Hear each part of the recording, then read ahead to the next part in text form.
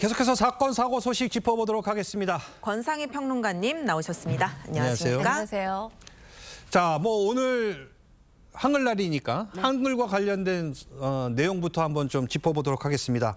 자, 이 한글날을 맞아 외국어가 아닌 이 우리말로 된 이 재미있는 가게 이름들이 의외로 또 많다고요. 네, 그렇습니다. 공모전을 열었는데요. 이 공모전에 접수된 가게 이름만 1,440개였고요. 오. 그 가운데서 2024 재미있는 우리말 가게 이름 24개를 발표한 겁니다. 좀 재미있는 가게들 제가 말씀을 드릴게요. 그러니까 1등에 해당되죠. 으뜸으로 뽑힌 수상작 놀랄만두 학원. 어떤 가게인지 다 예측이 되실 거예요. 네, 만두 가게 이름이고요. 그리고 버금 수상작 업종벽 1위를 한 가게 이름들입니다. 마른 애들, 소매업 가운데 건어물 가게 이름이고요. 바르지오, 생활 서비스업 중에 도배 장판 업종 이름입니다. 바르지오는 외국어 같은 약간 그런 느낌이 그런 느낌도 드는데. 나죠. 네, 속편한 내과. 아시겠지만 내과 이름이고요. 집 나온 거북이 숙박업 가운데 숙박업소 이름입니다. 이 외에도 또 고기서 고기, 인생 고기서 고기란 얘기 참 많이 하잖아요. 고깃집 이름이고요. 개편한 세상 운동조와 가지런히 치과 등이 수상을 했고요. 수상작엔 오르지 못했지만 재밌는 가게 이름들 조금 더 소개를 해드리겠습니다. 외상은 옆집으로. 포장마차 가게 이름이고요. 그 꼴로 어디 가게, 옷 가게 이름입니다. 전국 머리자랑, 미용실 이렇게 재미있는 가게 이름들이 선정됐습니다. 요즘 실제로 거리에 나가보면 영어, 일본어, 중국어로 된 외국어 간판들 정말 많은데 그 와중에 저렇게 한국어로 재치 있는 말이 쓰여 있으면 오히려 더 눈길이 갈 것 같습니다. 네, 그렇습니다. 그런데 참 이런 가게 이름들 보기가 어렵다는 거죠. 서울시에 따르면 지난해 시가 이 간판 관련해서 조사를 했는데 약 7,800여 종 가운데서 1,650여 개, 그러니까 약 21%만이 21%가 외국어로만 간판이 만들어져 있었습니다. 이 가운데서 한글과 외국어가 혼용돼서 쓰여진 간판은 18%. 그러니까 약 19%인 1,450개였습니다. 사실 외국어를 자주 접하면서 자란 세대, 젊은 세대 같은 경우는 이런 외국어로 돼 있는 간판 어렵지 않고 낯설지 않겠지만 고령층이거나 외국어가 낯선 분들이 분명히 계실 거예요. 이런 분들 같은 경우는 상당히 이 가게가 도대체 무슨 가게냐 이렇게 또 가게 내관 안까지 들여다보면서 고민하는 경우도 적지 않다고 합니다. 최근에는 일본 음식을 파는 곳, 또 중국 음식을 파는 곳들은 일본어 간판으로 중국어 간판으로 이렇게 간판이 만들어져 있는 경우도 있는데요. 네. 사실 외국어 간판을 규제하는 법안이 있기는 합니다만 사실 이 법안 만들어져 있어도 지금 현실에 적용되지 않는 유명무실한 법안입니다. 어찌 보면 우리가 지금 글로벌 시대의 모든 것들이 초점이 맞춰져 있다 보니까 정말 아름답고 예쁜 우리말이 도외시되고 있는 건 아닌가 아쉬운 부분입니다. 자, 그런데 이 햄버거 업체에서 이 우리말로 된 메뉴판을 준비했다고요? 네, 그렇습니다. 제가 말씀을 드리면 어떤 버거인지 감이 오실 것 같은데요. 거대한 괴물버거, 몬스터 와퍼의 우리말이고요. 긴 닭고기빵, 롱치킨 버거입니다.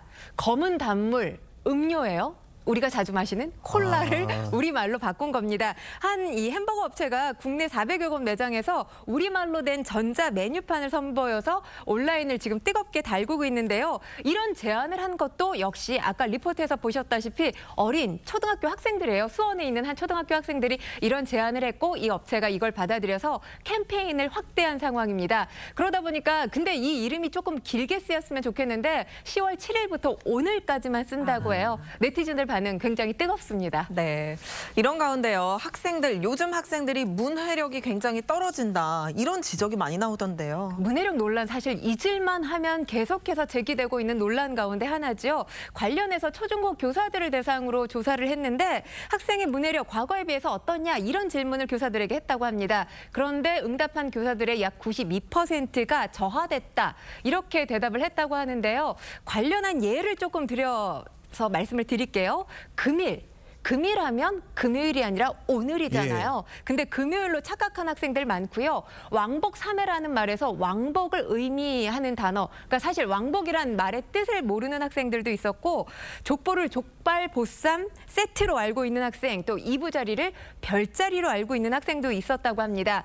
사건의 시발점이라고 선생님이 이야기를 했더니 선생님 지금 욕하시는 거냐 이렇게 묻는 학생도 있었다고 하고요. 네. 두발 자유화와 관련된 토론을 하는데 두 발이 머리가 아닌 두 다리인 줄 알았던 학생들도 있었다고 합니다.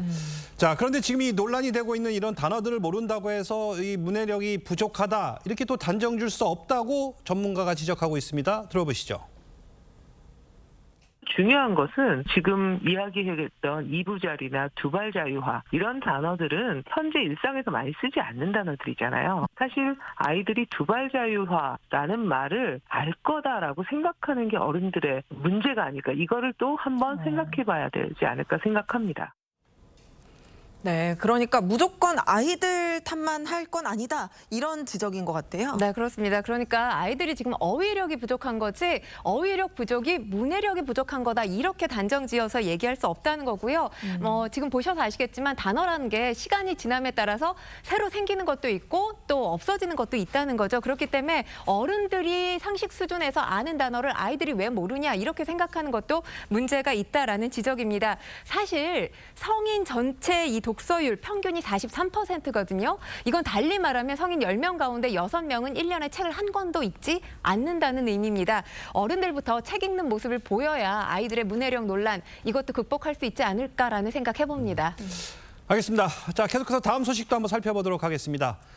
제주도의 한 길거리에서요, 이 많은 하늘의 날벼락 같은 일이 벌어졌다고 합니다. 이 길을 걷던 40대 남성이 이 끊어진 전선에 감전되는 사고가 발생했다고요? 네, 그렇습니다. 지난 7일 오후 5시 40분경에 발생한 사건인데요. 서귀포시 대정읍의 이 한 체육공원 인근 인도에서 40대 초반 A씨가 감전을 당했다는 신고가 접수됐습니다. 이 남성 주민은 아니었고 관광객이었다고 하는데 전봇대에서 끊어진 전깃줄에 머리를 맞아서 감전이 됐던 겁니다. 119가 출동을 했고요. 이 남성 119에 실려 병원으로 옮겨졌습니다. 당시 온몸에 통증을 호소했던 것으로 전해집니다. 네, 말씀하신 것처럼 피해 남성 전신의 통증을 호소해서 병원으로 옮겨졌습니다. 소방 관계자 목소리 들어보겠습니다.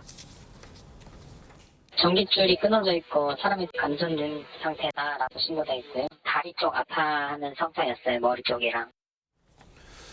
야, 근데 이게 고압선이라면요, 이 어떤 일이 벌어졌을지 생각만 해도 좀 아찔한데요. 네, 그렇습니다. 다행스럽게도 이 끊어졌던 전기줄 고압선이 아니라 220V 일반 저압선인 것으로 전해졌습니다.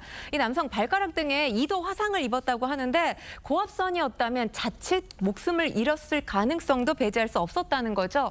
이 감전 충격에 기절해서 당시 상황을 잠시 동안 기억하지 못했던 것으로 전해지고 있는데요. 현재 남성 치료 후에 병원에서 퇴원한 것으로 전해집니다.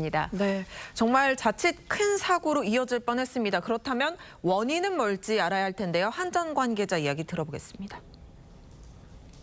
방범용 CCTV가 있었다고 해요. 거기에 이제 달려있는 와이어가 저희 전선이랑 접촉이 되면서 손상이 가해지면서 전선 원인이.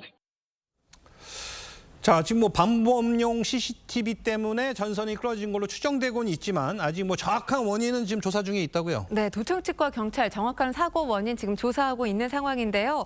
전선이 바람에 흔들려서 방범용 설비를 고정시키는 철선에 접촉했다는 것이 지금 한전 측에 아직까지는 명확한 건 아닙니다. 추정되는 상황입니다. 경찰은 일단 책임자들에게 업무상 과실치상 혐의를 적용할 수 있는지의 여부에 대해서 검토 중인 것으로 전해집니다. 알겠습니다. 자, 오늘 말씀 감사드리고요. 권상희 평론가님과는 여기서 인사 나누겠습니다. 감사합니다. 감사합니다.